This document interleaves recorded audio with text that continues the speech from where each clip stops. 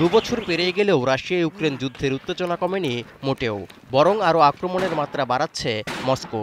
বর্তমানে ইউক্রেনের পূর্বাঞ্চলীয় শহর চাসিপিয়ারকে হামলার কেন্দ্রবিন্দুতে পরিণত করেছে রুশ বাহিনী। এই অবস্থায় ৯ মের মধ্যে শহরটি দখল করে দ্বিতীয় বিশ্বযুদ্ধ জয়ের বার্ষিকী উদযাপন করতে চায় মস্কো, এমন শঙ্কা করছে কিয়েভ।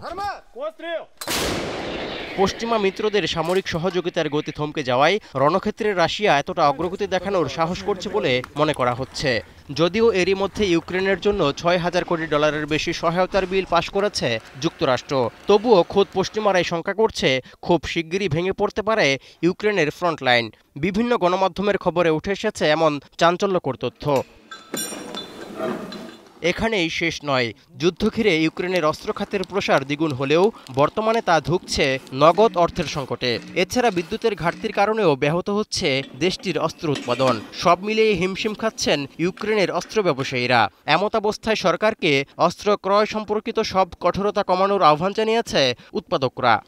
Перша загроза, яку бачать, з якою стикається підприємство, не те, що бачать, вони стикаються з ним, коли починають цим займатися, це, скажімо так, бюрократизм військової сфери, бюрократизм поставок. এই অবস্থায় দেশটির শিল্পমন্ত্রী বলছেন, যুদ্ধ চলাকালীন মিত্রদের কাছ থেকে এখন পর্যন্ত $১২,০০০ কোটি মূল্যের সহায়তা পেয়েছে ইউক্রেন, যার বেশিরভাগই ছিল সামরিক সরঞ্জাম, যেখানে নগদ অর্থের পরিমাণ খুবই কম। তাই এই সংকটের সময় দেশের সামরিক পণ্য উৎপাদনের চাহিদার 1/3 অর্থায়ন করার সক্ষমতা আছে ইউক্রেনের। На сьогоднішній день загальні спроможності української оборонки складають $18-20 мільярдів на рік.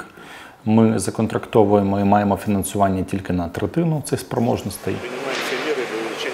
যুদ্ধের রসদ নিয়ে ইউক্রেনের দুশ্চিন্তা যখন তীব্র হচ্ছে, তখন লড়াইয়ের ময়দানে অগ্রগতির মতোই অস্ত্র উৎপাদনও বাড়াচ্ছে রাশিয়া।